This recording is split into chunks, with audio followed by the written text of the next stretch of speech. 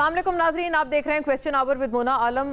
आज़ाद जम्मू कश्मीर में इलेक्शंस का जो दूसरा मरहला था वो आज एज वी स्पीक चल रहा है और जो उम्मीद थी, जो तवक्कुआत थी वो यही थी कि बहुत कोई हंकी डोरी मामला नहीं चलेगा। दो जो मेजर जमातें हैं जो कि इलेक्शंस लड़ रही हैं और वही हुआ कि पाकिस्तान पीपल्स पार्टी ने और ज़्यादा जो उनका इल्ज़ाम है धांधली का और उनको विक्टिमाइज़ करने का वो उन्होंने नून लीग पर मज़ीद आयद किया। बल्कि बिलावल भुट्टो साहब ने तो शरपसंद अनासिर जो हैं वो PMLN के, उन्होंने ये इल्ज़ाम लगाया कि वो पीपल्स पार्टी के कैंडिडेट पर उन्होंने हमला किया है और इस हमले के नतीजे में बाकायदा पीपल्स पार्टी का जो एक कारकुन था वो शहीद भी हुआ है। अब बहुत संगीन नौयत के इल्ज़ामात नाजरीन सामने आ रहे हैं और इस हद तक अब पीपल्स पार्टी आ गई है कि उन्होंने कहा है कि कोई पता नहीं कि हम इलेक्शंस का बॉयकॉट कर दें। जी हाँ, ये वही बात हुई जो कि PTI ने इससे पहले ही ये ऐलान कर रखा था। इसी वजह से वो इस पूरे इलेक्टोरल ये पोल्स में कश्मीर में कहीं PTI नज़र नहीं आ रही। उसकी वजह यही है उन्होंने पहले ही बॉयकॉट कर दिया था। अब पीपल्स पार्टी भी बॉयकॉट के दहाने पर आ गई है। क्या वाकई पीपल्स पार्टी इस बॉयकॉट का जो उन्होंने एक वार्निंग दी है, क्या इस वार्निंग को अमली जामा पहना सकती है? ये अब हालात यकीनन संगीन हो गए। वहीं पर पाकिस्तान मुस्लिम लीग नून जो है, जो मुहाजरीन की नशस्तों पे इलेक्शन हो रहा है आज के रोज़, अभी तक के रिजल्ट्स के हवाले से जो भी अभी तक गैर हतमी चीज़ें हमें मौसूल हो रही हैं, नताइज मौसूल हो रहे हैं, वो सजेस्ट करते हैं कि तमाम मुहाजरीन की नशस्तों पर PMLN आगे है। और ये बड़ी एक वाज़े तौर पर PMLN की तरफ से, क्योंकि PMLN ने बड़ी कैंपेन की पिंडी में और जो दीगर जो मुहाजरीन नशस्तों पर जहाँ जहाँ इलेक्शन हो रहे थे पाकिस्तान भर में, वहाँ पर उन्होंने PMLN ने खासी कैंपेन की, इसमें कोई शक नहीं। तो इस वक्त वो उन नशस्तों पर आगे नज़र आ रहे हैं वाज़े तौर पर। और PMLN ही वो जमात थी जो चाहते थे और जिन्होंने बड़ा लाउड एक ये मुतालबा किया था कि जो मुहाजरीन की नशस्तें हैं जो रेस्ट ऑफ पाकिस्तान से इलेक्ट होती हैं कश्मीर के लिए, वो इंटैक्ट रहनी चाहिए। और ये एक, क्या ये वजह है, ये एक नारा था या ये जो उनका मौक़िफ़ था, ये वजह है कि मुहाजरीन नशस्तों पे PMLN को बरतरी हासिल है, या फिर वो जो धांधली का इल्ज़ाम जो पीपल्स पार्टी वाले लगा रहे हैं उस इल्ज़ाम में वज़न है? इसके ऊपर हकीकत पसंदाना एक गुफ्तगू इंशाल्लाह करने की कोशिश रहेगी। और जो सूबों के हवाले से नए सूबों का क़याम, नए एडमिनिस्ट्रेटिव यूनिट्स का क़याम, उस मामले पर भी हर जमात का एक जो रिएक्शन है वो आ रहा है। अब निज़ाम किस तरह से चेंज होगा, क्या सदारती निज़ाम की भी कुछ बाज़गश्त है? आज हमने ये भी सुन ली। जी हाँ नाज़रीन, ये भी हमने सुन ली। मैं आपको नुकाती शक्ल में दिखाऊंगी कि ये मायने खेज़ बयान किस अहम तरीन सियासी रहनुमा की तरफ से आया और अगर ऐसा होता है तो उसको सदारती निज़ाम का कोई मतलब ये प्लान उसके ऊपर अमल होगा या कोई और तरीके से इसको अमली जामा पहनाया जाएगा अगर नए सूबों का क़याम होता है? This is still a question, ये सवाल है। हर कोई इसको अपने अपने दानिश के हवाले से इसका जवाब दे रहा है। पाकिस्तान मुस्लिम लीग नून, पीपल्स पार्टी तो बड़ी क्लियर है, वो इसको मुखालफत करती है इसकी, और यके मतलब पहले दिन से यके बाद दीगरे पीपल्स पार्टी ने इसकी मुखालफत की है। आज की बात नहीं है, इससे पहले भी उन्होंने कहा है कि सिंध की तकसीम जो है वो बिल्कुल नाकाबिले बर्दाश्त है। ये उनका एक बड़ा पुराना मौक़िफ़ है पीपल्स पार्टी का। बट PMLN नाजरीन एक इंटरेस्टिंग सिचुएशन में इस वक्त बैठी हुई है, क्योंकि कई PMLN के रहनुमा इसकी मुखालफत कर रहे हैं। वज़ीर दिफा जनाब ख्वाजा आसिफ साहब तो डायरेक्ट वज़ीर दाखिला मोहसिन नकवी साहब पे उन्होंने ये एलिगेशन लगा ली कि भाई आप PCB से क्यों नहीं शुरुआत करते, जो आपने निज़ाम की तब्दीली करनी है। ये सारा मतलब वो खासे नाला नज़र आए मोहसिन नकवी साहब के इस बयान पर। और नॉट जस्ट हिम, और भी जैसे ख्वाजा आसिफ के अलावा ख्वाजा साद रफ़ीक हैं, उन्होंने भी इस नोशन की मुखालफत की। लेकिन PMLN में कि अक्रॉस द बोर्ड मुखालफत नज़र नहीं आ रही। चंद गवर्नमेंट के इंपॉर्टेंट तरीन जो PMLN के रहनुमा हैं वो इस आइडिया को प्रपोज इसको इंडोर्स कर रहे हैं। जी हाँ, ये भी हमारे गुज़िश्ता प्रोग्राम में हमने ये चीज़ देखी, तो इसलिए I am in good position to say this with all responsibility कि PMLN के चंद लीडरान इसको अपोज कर रहे हैं और चंद इस आइडिया को मोहसिन नकवी साहब के एंडोर्स भी कर रहे हैं। मैं आपको दिखाऊंगी कि किसकी तरफ से एंडोर्समेंट हुई है और किसकी तरफ से मुखालफत हुई है। मुखालफत ज़्यादा कर रहे हैं लेकिन एंडोर्समेंट भी नज़र आ रही है। चंद चीज़ों को नुकाती शक्ल में देखते चलिएगा, फिर फ़ौरन अपने मेहमानों का रुख करेंगे। आज़ाद कश्मीर इंतखाबात, यहाँ से मामला शुरू करते हैं, जो मुतनाज़े हैं और इसके हवाले से क्या वो मुतनाज़े हैं, ये एक सवाल है जो कि हम इन नुकाती शक्ल में इसके अहवाल देखते चलते हैं। आज़ाद कश्मीर इंतखाबात, पाकिस्तान पीपल्स पार्टी का दूसरे मरहले में भी धांधली का इल्ज़ाम। पाकिस्तान मुस्लिम लीग नून की नीयत वाज़े हो गई। गोली और ज़ोर ज़बरदस्ती से मुस्लिम लीग नून के अवाम के वोट पर डाका मार रही है। पहले सदर रियासत पर हमला, फिर कारकुनान की शहादत, फिर कारकुन की शहादत। बिलावल भुट्टो जरदारी इल्ज़ाम तराशी के बजाय अवाम से पूछते कि आपको वोट क्यों नहीं दिए। मीरपुर डिवीज़न में अवाम ने मुस्लिम लीग नून को कारकर्दगी की बुनियाद पर वोट दिया। वफाकी वज़ीर अमीर मकाम पीपल्स पार्टी ऐसे इंतखाबात को कबूल नहीं कर सकती। चीफ इलेक्शन कमिश्नर बताएं ये किस किस्म के इंतखाबात हैं। Secretary general Peoples Party Nayyar Bukhari. दूसरी जानिब नए सूबों के क़याम के हक़ और मुखालफत में इस बयानात का सिलसिला है वो भी जो जारी है, जैसे मैंने अर्ज़ किया आपसे। वज़ीर दाखिला मोहसिन नकवी सिस्टम की तब्दीली का आगाज़ अपनी वजारत से करें। PCB में इनकलाब लाएँ। शायकीन इसकी कारकर्दगी से मुतमईन नहीं। PCB में तो इक़्तिदार कुल आपके पास है, ना वज़ीर आज़म है, ना पार्लियामेंट, ना कोई फरसूदा सियासी निज़ाम रुकावट है। वज़ीर दिफा ख्वाजा आसिफ। सिंध की तकसीम की बात करने वाले अवामी रद्द अमल का सामना करेंगे। 22 सूबे बनाकर 22 वज़रा आला चाहिए। नए सूबे के क़याम से मुताल्लिक़ गैर आइनी बयानात देने वालों को वफाकी वजारत दाखिला जैसे अहम ओहदों पर नहीं रहना चाहिए। रहनुमा पीपल्स पार्टी निसार खोड़ो, यानी इस वक्त पीपल्स पार्टी भी मोहसिन नकवी साहब से खासी नाराज़ नज़र आ रही है, which is contrary to the general notion कि पीपल्स पार्टी बड़ी क़ुर्बत रखती है नकवी साहब से। एनीवे, सिंध में करप्शन के सिवा कोई निज़ाम नहीं। नए इंतज़ामी यूनिट्स बनाने से सिंध नहीं टूटेगा बल्कि आवाम की ज़िंदगी बेहतर होगी। साबिक मेयर कराची वसीम अख्तर। मुल्क में नए सूबों का क़याम आसान नहीं, अलबत्ता नए इंतज़ामी यूनिट्स का क़याम मुमकिन है। मुल्क में बेहतर तर्ज हुक्मरानी के लिए सदारती निज़ाम पर भी गौर किया जा सकता है। सरबरा मुस्लिम लीग ज़िया एजाजुल हक, ये नाजरीन वो बयान था जो कि एंडोर्स कर रहा है सदारती निज़ाम को भी, और गैर मुतनाज़ और बिल बाख्तियार पार्लियामेंट का वजूद, वसी तर इत्तेफाक राय की ज़रूरत है। इस माहौल को पैदा किए बगैर नए सूबों के क़याम के लिए किसी भी किस्म की कानून साजी बहरानों से नबरद आज़मा वफाक के लिए नई दरारें और मज़ीद पेचीदगियाँ मुश्किलात पैदा कर सकती हैं। रहनुमा नून लीग ख्वाजा साद रफ़ीक भी इस आइडिया की अपोजिशन में नज़र आए। जो मैंने एक बात की कि PMLN की तरफ से ये तमाम चीज़ें तो मुखालफत में हैं, मतलब ये तो मुखालफत वाले बयानात हैं मोहसिन नकवी साहब के। एक बयान नाजरीन गुज़िश्ता हमारे प्रोग्राम में बैरिस्टर दानियाल चौधरी की तरफ से आया, जो कि बड़ा क्लियर कट एक तरह से एंडोर्स कर रहा था मोहसिन नकवी साहब के सिस्टम में तब्दीली वाले आइडिया को। किस अल्फाज में ये बयान दिया गया कल के हमारे प्रोग्राम में, ये मुलाहिज़ा कीजिएगा। वो चीज़ें बड़े वाज़े तौर पे की गई। एक, निज़ाम बेहतर और निज़ाम की तब्दीली। इस तरह हम जो चीज़ों को चला रहे हैं, दिन रात की मेहनत है, लेकिन अल्टीमेटली रिजल्ट सही नहीं आएगा, या जब तक सिस्टम को ठीक नहीं करेंगे तो रिजल्ट ठीक नहीं आएगा। पहली चीज़ क्या बात की जा रही है, वो ये बात की जा रही है कि 18वीं तरमीम की रूह को एड्रेस करना है। किस रूह को? जो कहती थी कि आपका जो ट्रिकल डाउन इफेक्ट है मनी, उसका होना चाहिए, delegation and devolution of power. दूसरी, वफाक के पास पैसा हो, वफाक जो अपना जब बजट बनाए तो नेगेटिव में ना बनाए। इसका मतलब क्या है? इसका मतलब है कि NFC अवार्ड्स की में ऑल्ट्रेशन और उसको बेहतर करना और वफाक को मजबूत करना। अब वो सारा जो प्रोसेस है उसमें आपको बड़ी मल्टीपल थॉरब्रेट, आपको डिलिब्रेशंस, चीजें, गुफ्तगू जमातों के साथ बैठकर करने की जरूरत है और उसको करेंगे। जी नाजरीन, ये वो बयान था जो कि पाकिस्तान मुस्लिम लीग नून की तरफ से बड़ा वाज़े तौर पर नए सूबों की क्रिएशन को और इस आइडिया को प्रपोज कर रहा है और इसको एंडोर्स कर रहा है। फौरी तौर पे ओवर टू आवर गेस्ट्स नाजरीन। दो हमने मुख्तलिफ इसमें आरा इस सेगमेंट में अपने साथ शामिल गुफ्तगू रखी हैं, एक इस आइडिया के हक़ में और एक इसकी वाज़े तौर पर मुखालफत में। डॉक्टर अरशद वोरा नाजरीन हमें ज्वाइन करते हैं, MQM के दरीना तरीन साथियों में से, अरकान और लीडरान में से एक हैं। बहुत खुशामदीद आपको डॉक्टर साहब। और डॉक्टर शर्मिला फारूकी साहिबा नाजरीन, पाकिस्तान पीपल्स पार्टी की स्टॉलवर्ड तमाम तर बहस में, पीपल्स पार्टी के जो बड़े इसमें प्रोमिनेंट मौक़िफ़ है उसके साथ ज्वाइन करती हैं। आपको भी बहुत वेलकम शर्मिला साहिबा। और शर्मिला साहिबा, आप ही इसका अगर आपसे ही इसकी हम शुरुआत करें, एक तो ये कि हमने वाज़े तौर पर देखा कि मोहसिन नकवी साहब जो हैं वो खासे आपके करीब समझे जाते थे। क्या ये आपके लिए इतनी बड़ी एक रेड लाइन है नए सूबे की क्रिएशन कि आपकी जमात की तरफ से यके बाद दीगरे अब मोहसिन नकवी साहब पे भी बड़ी तंदो तेज तनकीद शुरू हो गई है इस बयान के बाद उनके?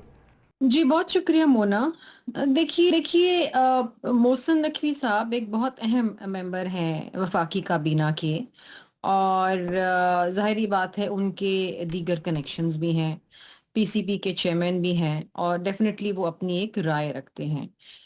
इस राय का इजहार उन्होंने एक महफिल से मुखातिब होते हुए कहा जहां पर बिजनेसमैन और चेंबर के लोग मौजूद थे। 3.5 साल से वो खुद इस सिस्टम का हिस्सा हैं और एक बहुत ही कम अरसे में बहुत ज़्यादा माशाल्लाह उन्होंने तरक्की की है, बड़ी खुशाइन बात है। लेकिन इनका बेहतरीन जवाब शायद उनकी अपनी जमात के जो एक बहुत ही सीनियर मेंबर हैं ख्वाजा आसिफ साहब, उन्होंने उनकी इस बात का जवाब दिया है। पहली बात तो ये है कि ये बात उन्होंने कभी काबीना में नहीं कही, दूसरी बात, उन्होंने कभी पार्लियामान के अंदर बात नहीं की, क्योंकि अगर इस इशू के ऊपर डिबेट होना है और कोई पेशरफ्त होनी है तो उसका जो सही फोरम है वो पार्लियामान है। अच्छा, अब आ जाते हैं कि क्या इस मुल्क में मजीद सूबे बनने चाहिए। देखिए, कोई हरफ आखिर तो नहीं है। हमारा आइन इसकी इजाजत देता है कि जहां पर उस सूबे की असेंबली 2/3 अक्सरियत से ये करारदाद पास करे कि उस सूबे के अंदर मजीद सूबे बनने चाहिए, और फिर उसके बाद वो करारदाद पास होके कौमी असेंबली जाए, और फिर एक प्रोसेस है, उसके तहत फिर वो एक नया प्रोविंस बन सकता है। इस हवाले से तो पंजाब में करारदाद साउथ पंजाब के हवाले से, जनूबी पंजाब के हवाले से पास हो चुकी हुई है, तो वहां से भी शुरुआत हो सकती है। अब बात यह है कि क्या नए सूबे बनाने से इस वक्त जो मसले हैं वो हल होंगे। नए सूबों का क्या मतलब है? नया चीफ मिनिस्टर, नई काबीना, नई ब्यूरोक्रेसी, नई एडमिनिस्ट्रेटिव मामलात, और उसके लिए जाहिर बात है कि फंड्स की भी जरूरत है। अच्छा, एक जो अक्सर जो हम बातें सुन रहे हैं पिछले कई अरसे से, बिलखुसूस साल, 1.5-2 साल से, कि जी पैसे नहीं जी। है पाकिस्तान के पास, मकरूज है पाकिस्तान, जो कि एक हकीकत है।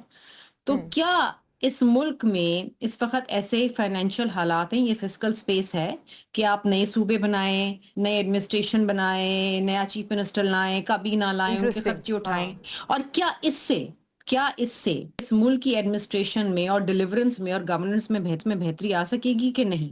इस पे डिबेट होनी चाहिए। मैं अगर अपनी आरा दूं तो मेरी राय ये होगी कि आइन के आर्टिकल 140A के तहत जिन जिन सूबों के अंदर इस वक्त तक लोकल गवर्नमेंट नहीं मौजूद है, वो लोकल आ गवर्नमेंट के इलेक्शन कराएं फिलफौर, और उनको एम्पावर करें, और फिर देखें कि डिलीवरेंस का क्या निजाम बनता है। देखिए, सूबा सिंध के अंदर तो चाहे आपको, मुझे, मेरे भाई अरशद भाई को पसंद हो ना हो, एक लोकल गवर्नमेंट का सिस्टम तो है ना। हाँ, उसमें आप इम्प्रोवाइजेशन ला सकते हैं, जहां आपको कमी बेशी लगती है वहां पर उन मामलात को आप बेहतर कर सकते हैं। लेकिन पंजाब जैसे सूबे के अंदर तो ये सिस्टम ही मौजूद नहीं है। और करेक्ट। मोहसिन नकवी साहब का ताल्लुक उस सूबे से जहां के वो इंटरम चीफ मिनिस्टर भी रहे, तो जाहिर बात है उन्होंने ये मामलात देखे होंगे, एक बड़ी उनकी गहरी नजर होगी उसके ऊपर।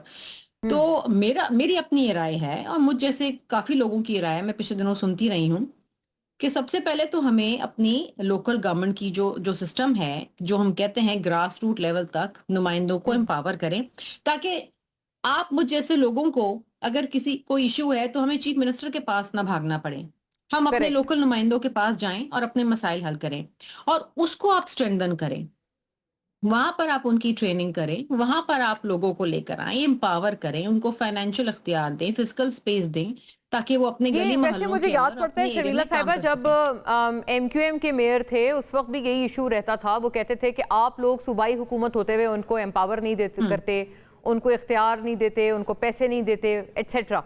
और लेकिन फिर भी वो साथ साथ ये बात बहरहाल करते थे कि मतलब जितनी चीज़ें हैं अब तो इस वक्त जो लोकल गवर्नमेंट है वो भी पीपल्स पार्टी के ही हैं, मुर्तज़ा वहाब साहब हैं जो देख रहे हैं, क्या उससे डिलीवरेंस बेहतर हुई है? मे बी ये सारी अच्छा, चीजें देखिए देखते हुए ही मोहसिन नकवी मोना, साहब ने कहा हो कि मैं मतलब एक इवन चीज आपको लोकल बताऊं। Government is unable to address the people's concerns. जी। देखिए, इशू क्या आ रहा है कि जो हाँ। शख्स आता है ना, वो कहता है मेरे पास सारे इख्तियार हों। मुशर्रफ के जमाने में जब मुस्तफा कमाल मेयर थे, वो ये जी। रहा था कि एक पैरेलल सिस्टम चल रहा था। एक तरफ आपकी हुकूमत चल रही थी, प्रोविंशियल गवर्नमेंट थी, एक तरफ पैरेलल आपका मेयर चल रहा था, और दोनों में उस वक्त भी बड़ा तनाव था, क्योंकि एक इख्तियारात की जंग छिड़ गई थी कि जी क्या प्रोविंशियल गवर्नमेंट के पास ज्यादा इख्तियार हैं या मेयर के पास ज्यादा इख्तियार हैं। अच्छा, वो सिस्टम फिर जब मुशर्रफ गया, जमहूरी हुकूमतें आई, तो फिर 18वीं तरमीम के बाद तमाम सूबों के पास ये इख्तियार आया कि अपनी मर्जी मतलब के मुताबिक वो एक लोकल गवर्नमेंट सिस्टम का कानून लेकर आए और फिर इलेक्शंस कराएं। सिंध ने भी बड़ी इंप्रोवाइजेशन करी, उसमें एमक्यूएम की भी पिटिशन लगी, वो पिटिशन की फिर कुछ ऑर्डर आए सिंध हाई कोर्ट से, उसके ऊपर भी अमल हुआ, और इवेंचुअली सिंध असेंबली ने एक बिल पास किया जिसके तहत फिर लोकल गवर्नमेंट इलेक्शंस हुए। मसला क्या आ रहा है कि पंजाब में तो ये मामलात हो ही नहीं रहे, इलेक्शन ही नहीं हो रहा, there is no local government system. अभी भी बाबुओं के हाथों के अंदर जो है, बाबू तो मिलता ही नहीं है ना एक आम आदमी से, ब्यूरोक्रेट तो बड़ा राइट। बाबू है, वो तो राइट। मिलता ही हाँ। नहीं है एक आम आदमी से। बात ये है कि आपको ये देखना पड़ेगा कि आया इस मुल्क मुझे शायद निज़ाम नहीं पसंद, मैं इस निज़ाम से ख़ाइफ़ हूँ, लेकिन मैं इस निज़ाम का हिस्सा भी हूँ, मैं बहुत बड़ी वज़ीर हूँ, मेरे पास बड़े इख्तियारात हैं, I walk in the corridors पूछ ऑफ लेते हैं, पावर, राइट? लेकिन मैं हाँ, कह रही हूँ निज़ाम बहुत सीधा है, ठीक है? हाँ, तो फिर हाँ, निज़ाम की बेहतरी को करने के लिए आप you have to step down from the system. Correct, सबसे पहला ठीक है। स्टेप ये होता है कि आप उस निज़ाम को छोड़ें और कहें हाँ, कि जी निज़ाम बेहतर करो तो मैं इस निज़ाम का हिस्सा बनूँगा। लेकिन पूछ ये लेते नहीं हैं हो अरशद सकता। वोरा साहब। निज़ाम में भी हाँ, रहें वज़ारतें भी एन्जॉय करें, लेकिन ये कहें कि निज़ाम ओह! बहुत सीधा है। ये अरशद साहब एमक्यूएम पे भी क्या ये मिसाल पूरी बैठती है? क्योंकि आप लोग भी वजारतों में हैं, वो कहते हैं ऐसा नहीं हो सकता कि आप निज़ाम में भी रहें और फिर निज़ाम को पे इतनी तंदो-तेज़ तनकीद भी करें। या तो उतरें, कुर्सी से उतरें, इक़्तिदार छोड़ें, फिर निज़ाम की इस्लाह करें, तो फिर आप पे यकीन आएगा कि आपकी जो नीयत है वो वाक़ई इस्लाह वाली है। देखें ये दिस इज मटेरियल कि आप जो है वजारतों पे बैठे वजारतों में बैठ के भी तो बात कर रहे हैं ना। वजारतों में रहते हुए भी असेंबली के फ्लोर पे ये चीज तो हो रही है ना। एमकेएम जो चाह रही है बिल्कुल ये सही बात है कि सिंध में एक निजाम है, सिंध में बल्दियाती निजाम है, दूसरे सूबों में नहीं है। लेकिन सिंध के इस बल्दियाती निजाम में जो खामियां हैं उन खामियों पर एमक्यूएम पहले दिन से असेंबली में बैठकर उस पर बात कर रही है और एमक्यूएम ने असेंबली में जाने से पहले भी ये बात की थी और आज हुँ, तक एमक्यूएम ये बात कर रही है जिससे सब लोग एग्री भी होते हैं। यही तो बात है। देखें, अगर आपकी आर्टिकल 140A की जिस तरीके से सुप्रीम कोर्ट ने भी फैसला दिया है, अगर उसकी सही मानों में इम्प्लीमेंटेशन हो जाए, अगर वो बिल्कुल उसके ट्रू सेंस में इम्प्लीमेंट हो जाए, तो जो ट्रिकल डाउन इफेक्ट आना चाहिए, ये पैरेलल गवर्नमेंट की बात नहीं है। ये हुँ, बात है कि चीफ मिनिस्टर से नीचे इख्तियारात किस तरीके से उसका ट्रिकल डाउन इफेक्ट आए, किस तरीके से फाइनेंशियल एम्पावरमेंट यूसी के चेयरमैन तक आनी चाहिए। जो फंड मिलता है एनएफसी अवार्ड से उसको फिर पीएफसी अवार्ड से उसी तरीके से डिस्ट्रीब्यूट होना चाहिए निचली सतह तक। एक हुँ, तमाम फंड जो है सीएम तक पार्क नहीं हो जाना चाहिए। अगर ये तमाम काम हुए हुए होते, यूसी की सतह तक इख्तियारात होते, तो आज मैं ये समझता हूँ कि कोई डिमांड नहीं कर रहा होता और शहर की डेवलपमेंट उस हिसाब से हुई होती है जिस हिसाब से फंड्स मिले हैं और फिर वो फंड्स भी पॉपुलेशन के हिसाब से। यहाँ तो हमारी बेसिक्स ही गलत है। जिस शहर के 2 करोड़ लोगों को आप ना गिने और फिर उस हुँ, शहर में उसके पानी का कोटा। मैं एक छोटी सी मिसाल आपको देता हूँ। देखिए, हम बड़े हुँ, जोर शोर से कहते रहे कि के4 अब जी, के जी। फोर जो है वो हुँ, तकरीबन ये समझ लें कि दिसंबर या जनवरी में के4 का पानी 265 650 बजट एमजीडी वो आ जाएगा कराची तक। लेकिन it is hmm, very unfortunate कि लेटेस्ट मीटिंग जो हुई है हमारी प्लानिंग एंड डेवलपमेंट सिंध से, उनका ये कहना है कि हम 2029 तक इसकी ऑगमेंटेशन नहीं कर सकते। यानी कि ओह! फिर आप इस शहर के लिए मजीद जो है टैंकर खरीद लें क्योंकि वो पानी तो एक्स्ट्रा आ गया है। अब आपके पास जो हुँ, सिस्टम आपने डालना था, जो कि कंप्लीट उसके पैरेलल करना था, वो सिस्टम कंप्लीट नहीं हुआ है। वो ये कहते हाँ, हैं ऑफिशियल इधे से कि हम इसको 2029 में कंप्लीट करेंगे। तो भाई ये जो पानी आ जाएगा 650 एमजीडी, वो कहाँ जाएगा? आज कराची का 550 एमजीडी जो पानी आ रहा है, वो भी टैंकरों से मिल रहा है। ये नई लाइनें हुँ, जो डलनी थी, जिसका जो है तकरीबन $500 मिलियन जो है वर्ल्ड बैंक ने दिया हुआ है। तो ये तमाम चीजें सोचने वाली हैं कि ये मैनेजमेंट का फेलियर ही तो है। जब मैनेजमेंट फेल होती है, जब एक चीज आपके काबू में नहीं आती, आप उसको प्लान नहीं कर सकते, आप उसकी पॉपुलेशन को नहीं गिन सकते, तो फिर वहां पर डिमांड आती है कि आप इसको एडमिनिस्ट्रेटिव यूनिट बना दें क्योंकि आपसे हाँ। मैनेज नहीं हो रहा। इससे अगर मैनेज हो रहा होता तो हमने कोई शिकायत नहीं थी। और अच्छा, अगर इस आपने शहर पे पैसा एडमिनिस्ट्रेटिव खर्च यूनिट्स कर की तो रहे होते ज़ाहिर है तो हमें आपने अभी भी शिकायत नहीं तायीद थी। की और आपने आपका जो रीजनिंग भी है बयान की। टैक्स कलेक्शन अरशद साहब, जो ये अर्ज आपका है कि ये लोकल सदारती जिसको निज़ाम का कहते भी हैं एक सिंध रेवेन्यू बोर्ड का जो एक सदारती निज़ाम का भी एक बयान है जो कि ये एजाजुल हक साहब ने दिया है। आप इसको भी इंडोर्स करते हैं कि ये भी इस मसले का हल है कि सदारती निज़ाम नाफिज हो जाए? डेवलपमेंट में नहीं आता कितना है। तो ये चीजें ही जो है ना, जब एहसास महरूमी हद से बढ़ जाता है तो फिर हुँ, यहाँ किसी को मजे की थोड़ी आने, खुदा ना खास्ता हम मतलब हम तो कह रहे हैं कि हम सिंध के टुकड़े को थोड़ी चाहते हैं। लेकिन अगर हाँ, एडमिनिस्ट्रेटिवली अगर सिंध सदर्न और सिंध सेंट्रल हो जाए तो कोई फर्क भी नहीं पड़ता। हो फ़र्क नहीं सकता है पड़ता, उससे सही हुआ। मैनेजमेंट आसान हो जाए। सिंध सॉरी, सदर्न और सिंध सेंट्रल होना ऐसा नहीं है कि सूबे को दो लख्त करके। तो शर्मिला साहिबा, ये आपसे अर्ज है कि क्या आपको लगता है कि एक ओवर मतलब एक ओवरली इमोशनल बयान या सियासी तौर पर एक बड़ा एक जैसे कहते हैं ना कि जज्बाती सा बयान पीपल्स पार्टी इस पूरी बात से वाबस्ता करती है? गोया ये कि वो तो भी अरशद साहब भी जैसे कह रहे हैं कि ये तो सिर्फ एडमिनिस्ट्रेटिव मामला है, इसका ये मतलब खुदा ना खास्ता बिल्कुल नहीं है कि वाकईतन किसी सूबे के टुकड़े कर दिए जाए। मोना, मैं अगर आपसे बिल्कुल एक सीधी-सीधी साफ-साफ बात करूँ तो मेरे भाई हैं अरशद भाई, मुझे इनसे तो कोई गिला शिकवा नहीं है, ये भी अपनी जमात को रिप्रेज़ेंट कर रहे हैं। मुझे ये 17वां साल है सियासत में और पहले दिन से and I am talking about this past 17 years, जब बुरी बदमाशी भी मिलती थी, गोलियां भी चलती थी और ना जाने क्या-क्या होता था, वो वक्त भी मैंने देखा है। शुरू दिन से, पहले दिन सियासत से मैंने यही देखा है कि एमक्यूएम की पूरी सियासत कराची पे रही है, पूरी सियासत कराची पे रही है। आई एम उर्दू स्पीकिंग, मेरा ताल्लुक पीपल्स पार्टी से है और मैं हमेशा अपने आप को I consider my self daughter of the soil. और मैं कभी नहीं कहती जी मैं महाजिर, मैं सिंधी, मैं फला फला, मैं कहती हूँ मैं पाकिस्तानी हूँ। लेकिन एमक्यूएम की पूरी सियासत का महवर, उनका फोकस सिर्फ कराची पर है और ये आज से मुतालबा नहीं है कि एथनिक कराची को एक बुनियादों अलग पर आप सूबा कहती बना हैं? दें। हाँ। ये 17 साल से मैं सुन रही हूँ और उस वक्त कोई हाँ। एडमिनिस्ट्रेटिव का इशू नहीं था। अगर ओ। एडमिनिस्ट्रेटिव का इशू होता, लोगों की डिलीवरेंस का इशू था, तो ये मुशर्रफ के दौर में they were all and all in Sindh, they were all and all in federation. ये मुशर्रफ को कह के कुछ भी बना देते, मुशर्रफ सूबा भी बना देता कराची को, लेकिन उन्होंने हाँ। नहीं कहा क्योंकि उस वक्त तो इनके पास इक्तदार था ना। अगर एडमिनिस्ट्रेशन का ही मसला होता, ठीक है, 10 साल पीपल्स अच्छा, पार्टी उस वक्त कोई ऑपोजिशन में थी। एडमिनिस्ट्रेशन बेहतर थी क्या शर्मिला साहिबा? वो ये कहते हैं जब वो मुस्तफा कमाल थे मेयर, बहुत अच्छी अच्छा, एडमिनिस्ट्रेशन एक थी। सेकंड मोना, देखें, मेरा ताल्लुक कराची से है और आई एम श्योर आप एक बहुत ही समझदार और लाइक और एक सुलझी हुई एक जर्नलिस्ट भी हैं। वो वक्त आपको और एक याद होगा, कराचीआइट भी हूँ। 12 में याद है आपको, जब जी। कराची में गोलियां चली थी और जी। कितने वकला मरे थे, बोरी बंद लाशें मिलती थी। और अल्लाह माफ करे, मैं ये बात दोहराना नहीं चाहती हूँ। I was in, I think मेरा ख्याल है कि मैं कॉलेज से बाहर शायद आई थी या यूनिवर्सिटी में थी। हमारी यूनिवर्सिटीज बंद हो जाती थी एक इशारे के ऊपर और डेली जी। जो नीचे टिकर्स चलते हैं ना, टेलीविजन चैनल्स के टिकर्स चलते थे, 16 टारगेट किलिंग में मारे गए, 17-18, ये एवरेज होता था, 16, 17, 18। अभी तक मुझे याद है, मेरा जहन नशीं है। कराची दहलता था, ऐसे कांपता था, एक आवाज अल्ताफ अच्छा, हुसैन की, मैं कराची मुझे कांपता था।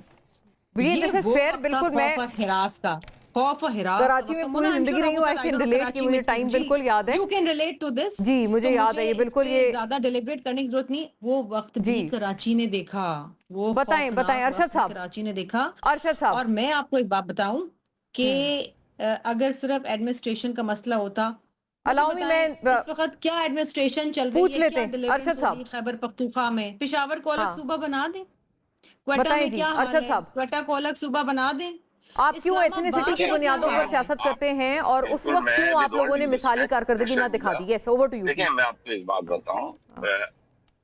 इस शहर में औरतों ने नमाज जनाजा पढ़ाई।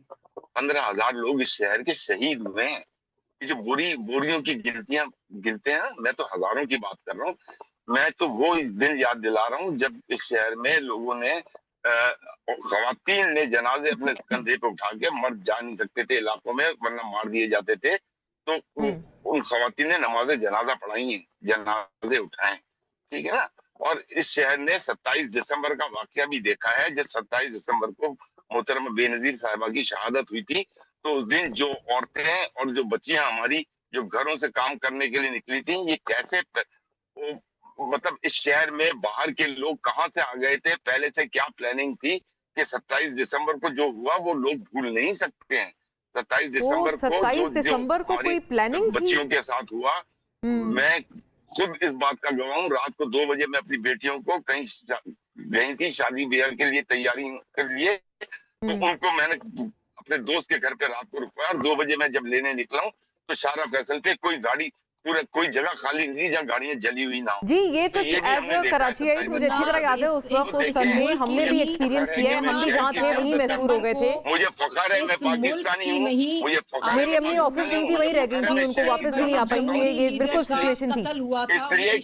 इसलिए कि ये शहर जो है इस शहर के साथ ज्यादतियां हुई हैं। गम में था, जब बात तकलीफ में होती है था। मुस्तफा कमाल के दौर की तो वर्ल्ड इकोनॉमिक फोरम पे ये शहर दुनिया के 12 तेज रफ्तारी से तरक्की करने वाले शहरों में अच्छा राइट, फॉरन चूंकि unfortunately running out of time in this segment, मैं वाले शहरों में से एक शहर था। दोनों से इंशाल्लाह ये सम आज अदर भी टाइम इस दुनिया बात का- को आगे बढ़ा। बहुत बहरहाल एक चुपता हुआ इशू है और इंशाल्लाह we will take this up again. एक ब्रेक की तरफ बढ़ना होगा हमने, स्टे विद अस।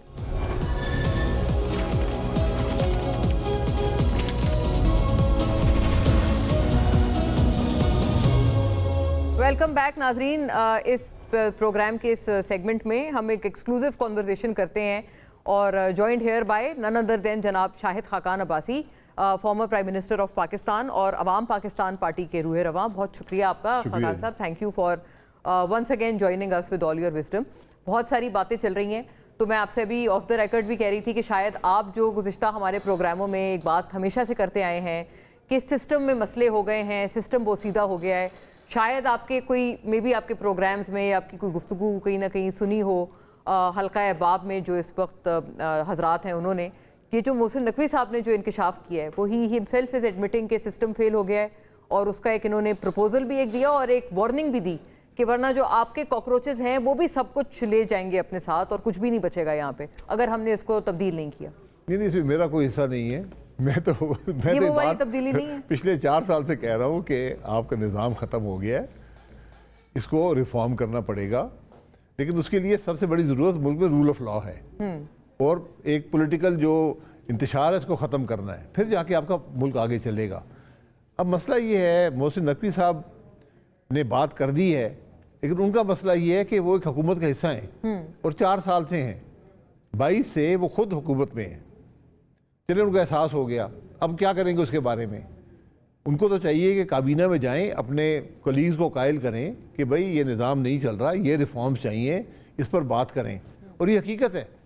और फिर हमें ये इस बात पर कि प्रोविंसेस इस हल का एक छोटा सा हिस्सा है, सिर्फ प्रोविंसेस बनाने से हल नहीं होगा। सबसे पहली चीज़ आपको मुल्क में रूल ऑफ लॉ इस्टेब्लिश करना है। अगर वो नहीं होगा तो मुल्क तरक्की नहीं करेगा, ना मईशत बढ़ेगी, ना इन्वेस्टमेंट आएगी, कुछ भी नहीं होगा। इस बात का एहसास है। मैं मोहसिन नकवी साहब से सुनना चाहता हूँ कि उन्होंने बात कर दी तो ये कह दें कि मुल्क में रूल ऑफ लॉ होना चाहिए। वो मुल्क के वज़ीर दाखिला हैं, रूल ऑफ लॉ मुल्क का बहुत बड़ा हिस्सा है। बिल्कुल, तो वो बुनियादी जो खराबी है आज मुल्क के अंदर में रूल ऑफ लॉ नहीं है, आप उसकी बात कोई नहीं करता। अब आपस में लड़ाई झगड़ा शुरू हो गया। जी जी जी, और उनके काबीना के अरकान सारे नाराज हैं इस बात पे। जी, मुस्लिम लीग नून के मुफाद को भी नुकसान पहुंचता है और पीस पार्टी के मुफाद को भी नुकसान पहुंचता है, तो अपनी सियासत बचाने के लिए सब शुरू हो गए। आज अजीब एक मुल्क में तमाशा लगा हुआ है, आज़ाद कश्मीर के अंदर एक दूसरे पर इल्जाम लगाते हैं। जी जी, बहुत संगीन नौयत के, आज तो और संगीन हो गए। हुकूमत के पार्टनर, ये ऐसे हालात यकीन करें मैंने कभी नहीं देखे। और फिर जो हाइब्रिड निज़ाम है उस पर सवाल उठ गए कि सबसे पहले दावा यह था कि हाइब्रिड निज़ाम जो है बिल्कुल कामयाबी का तरीका ही हाइब्रिड निज़ाम है। आज काबीना के मेंबर कह रहे हैं कि नहीं, निज़ाम ख़त्म हो गया, निज़ाम बोसीदा है। तो फिर ज़रा इस मुल्क पर रहम करें, थोड़ा इसको बताएं कि आपके पास हल क्या है। हल नहीं कर सकते तो एक हल ढूंढें। एक उन्होंने ये प्रपोज किया कि सारे लोग अब मिल बैठें, अब बहुत हो गया और अब इस पे इत्तेफाक राय जरूरी है, ये उन्होंने हल प्रपोज किया। और ये भी आई बिलीव आप भी कई मरतबा आपने मैं 4 साल से कह रहा हूँ कुर्सियाँ छोड़नी पड़ेंगी। छोड़ दे कुर्सियाँ। हाँ जी, मुल्क की आज अगर मुल्क से मोहब्बत है, ये कुर्सियाँ छोड़ कर आए, कोई नेशनल गवर्नमेंट बना लें, एक नेशनल गवर्नमेंट बना लें और बैठें और मुल्क के रास्ता ढूंढें कि मुल्क कैसे आगे चलेगा। इस जो आप निज़ाम जिस हद पे पहुंच गया ये ख़त्म हो गया सारा मामला। आपको आज देखना है कि मईशत कैसे बढ़ेगी, सूबों और वफाक का जो रिश्ता है, तो सूबे कैसे चलते हैं इसको देखना पड़ेगा। उनका वफाक से जो एक माशी रिश्ता है वो कैसे चलेगा, फौज का जो रोल है उसका क्या होगा, जुडिशरी का क्या करेगी, ये बहुत से बड़े बड़े सवाल हैं जिसको आपने हल करना है। और ये इस इंतशार में, इस सियासी निफाक में ये मामला नहीं हो सकता। ये तो सारे लोग अपनी कुर्सियां छोड़ें और नेशनल गवर्नमेंट आपने कहा, और इस तरह की बाज़गश्त एक बिल्कुल एक और जमात की तरफ से कई अरसे से चल रही है, वो है नेशनल डायलॉग कमेटी जिसे कहते हैं, जो Fawad Chaudhry, Imran Ismail, ex PTI cadres ने जो बनाई है। सर नेशनल डायलॉग किससे करेंगे? डायलॉग की बात नहीं, अब आपको बैठें उसको डायलॉग ही समझें। सजेस्टेड के नेशनल गवर्नमेंट बनाए, एक नेशनल गवर्नमेंट ही बनाए जो डायलॉग करने के लिए हो। आई सी, हुकूमत को उसका चलाने मतलब की मैंडेट ही सिर्फ जी मैंडेट हो कि एक रास्ता क्या है आगे जाने का और कैसे इसमें सब शामिल हो सकते हैं। ये कुर्सी एक तरफ छोड़ दें, इलेक्शन भी एक तरफ छोड़ दें, बहुत आपने बहुत काम करना है वरना मुल्क नहीं चलेगा। और पॉपुलैरिटी का क्या करें सर, क्योंकि पॉपुलैरिटी तो वो कहते हैं पॉपुलैरिटी किसी की नहीं है, वो जेल में भी जो साहब है उनकी भी नहीं। जी पॉपुलैरिटी उनकी इसलिए है कि ये नाकाम है, आई सी, उनके भी काम ऐसे ही थे, अच्छा। कोई तो फर्क नहीं है, लेकिन उनको पॉपुलैरिटी इसलिए मिल रही है कि यहाँ पर मुकम्मल नाकामी है। हाँ। आप ये देख लें, बाकी सब छोड़ दें, पाकिस्तान में अशियाए खुर्दोनोश जो हैं उनकी खपत कम हो गई है। अच्छा, ये सर एक इकोनॉमिक एंगलिंग है, एक ब्रेक का मुझे कहा जा रहा है, फौरन वापस आते हैं नाजरीन, और फिर इकोनॉमिक जो पर्सपेक्टिव्स हैं उनको भी उसी तरह से अंडर डिस्कशन रखेंगे। Don't go anywhere.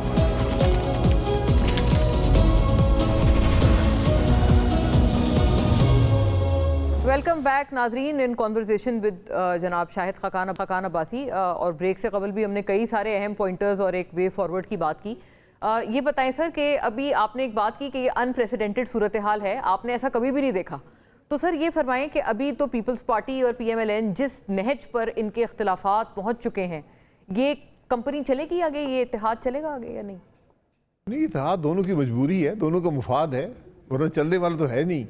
आप देखें इत्तेहादी पार्टनर हैं, दोनों के पास एक एक सूबाई हुकूमत भी है, करेक्ट, एक दूसरे पे इल्ज़ाम लगा रहे हैं और ये सद तक कह दिया कि ये फॉर्म 47 का प्राइम मिनिस्टर है। वो कहते हैं मैं पहले से पता था, लेकिन हमने तो सिस्टम चलाने के लिए उनका साथ दिया, हमने मुतअद्दिद कौन सा सिस्टम चला रहे हैं आप? जमहूरियत चलाना, आपका काम है जमहूरियत चलाना। हाँ। अगर आप खुश नहीं है अपोजिशन में बैठ सकते हैं, बैठे नहीं है पीपल्स पार्टी, माजी में अपोजिशन में बैठी रही है, बिल्कुल, वहां भी मौके होते थे। तो बात यह है कि आज मुल्क में हो क्या रहा है। वफाकी वजीर हैं हमारे दोस्त एक भाई, वो अपने वज़ीर-ए-आज़म की पार्टी के खिलाफ इलेक्शन लड़ रहे हैं, अलीम खान, और जीबी में कामयाब हो गए।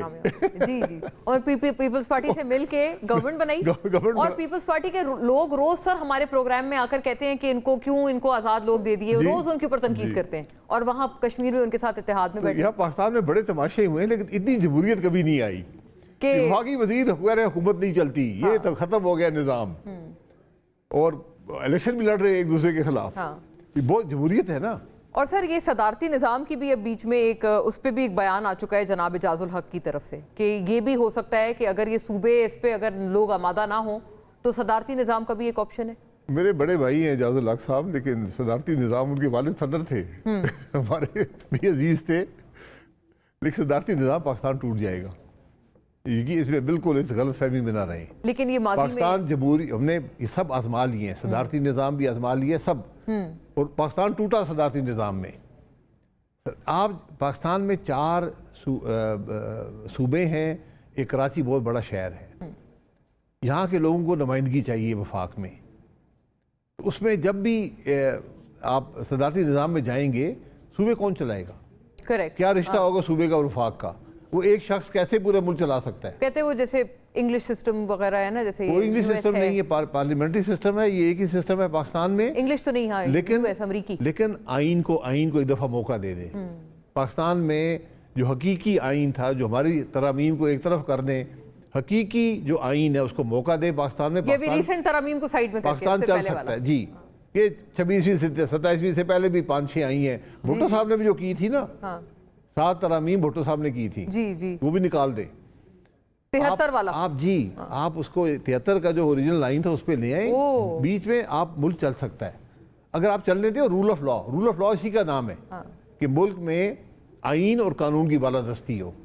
और सर देखिए, वो कहते हैं कि एक जो गवर्नमेंट की सर्विस डिलीवरी है, सेहत, तालीम शोबे हैं, पुलिसिंग है, ये सारे निज़ाम, वो आवाम उससे तंग है, वो बेहतर करने के लिए यही एक प्लॉजिबल सोल्यूशन है कि आप एक अलग अलग एडमिनिस्ट्रेटिव यूनिट्स बना दें ताकि जो सर्विस डिलीवरी है वो आवाम के लिए बेहतर हो जाए।